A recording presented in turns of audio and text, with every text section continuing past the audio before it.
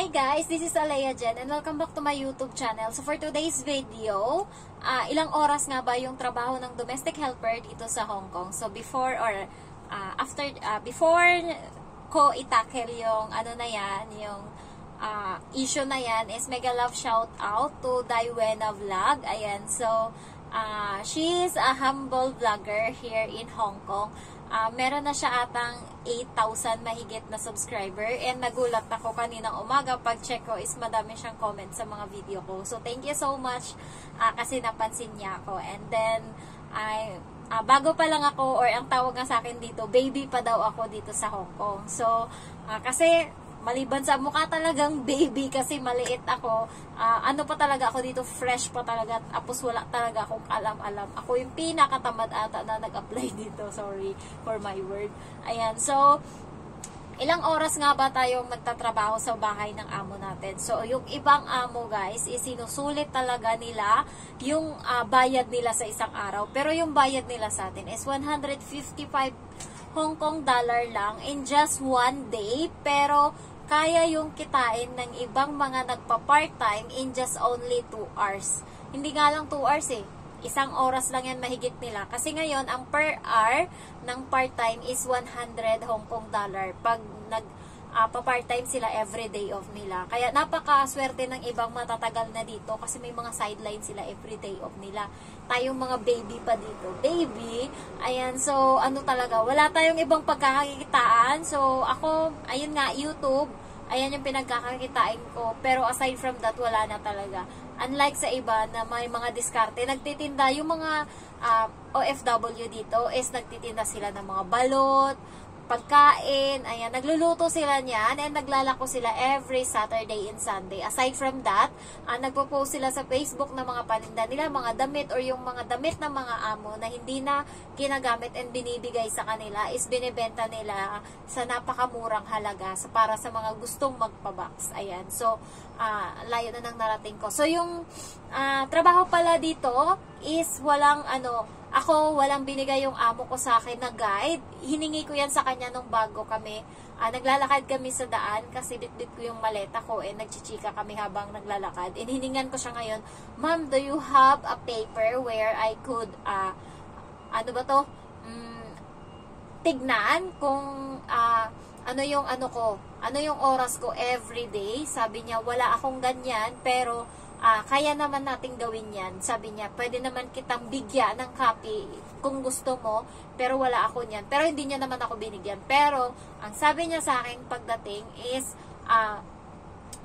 i-disinfect mo yung mga gamit mo. And ang dami kong dala guys, hindi ako prepared.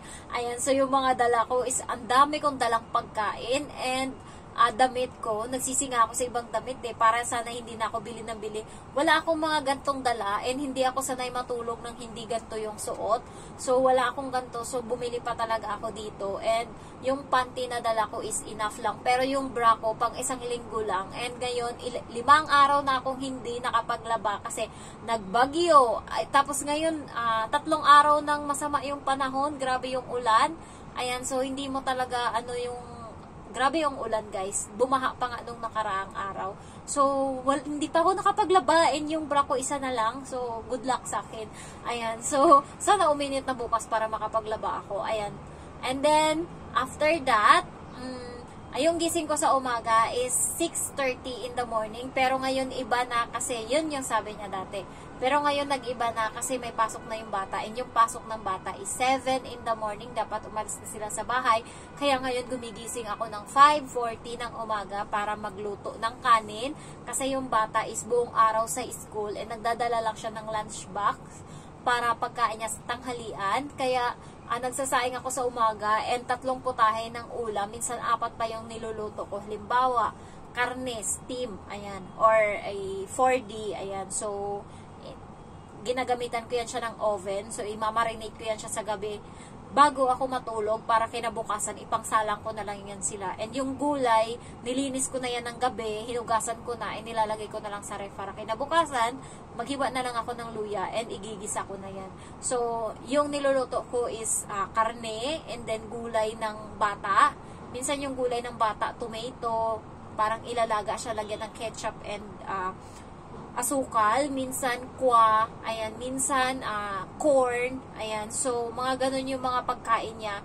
And then, yung lalaki kong amo is gulay niya talaga, ano talaga yan, yung dahon, chowsam, ano ba yan, chowsam, ayan, malay ko dyan, bok choy, mga ganon, and ini-stir fry ko yan, and yung bata, minsan, meron niyang pinapatong sa kanin na mais, kung hindi mais is kamote, ayan, so ayan yung mga kinakain ng bata, and magpiprito pa ako ng itlog, ihahanda ko pa yung prutas, so isang oras ko lang yan gawin, kaya kailangan flash move talaga, mabilis ang gawa, habang sinasalang ko yung isa, naghihiwa ako ng mga prutas, and ina-assemble ko pa yung lunchbox niya, kasi madami pang na siya, arte-arte bago matapos yung lunchbox niya, and ipanghanda ko yan lahat, and may mga kutsara pa akong ihahanda sa lunchbox, ilalagay ko pa yan, may mga iba-iba pang anik-anik, lagyan ko pa yung tubigan niya ng tubig. So, yung isang oras na yun guys, is pagod na pagod talaga ako. Tapos yung parang kakagising mo lang, and yun agad yung bubungad sa'yo. Ayan. So, pagkatapos yan nila, aalis yan sila ng bahay, alas 7.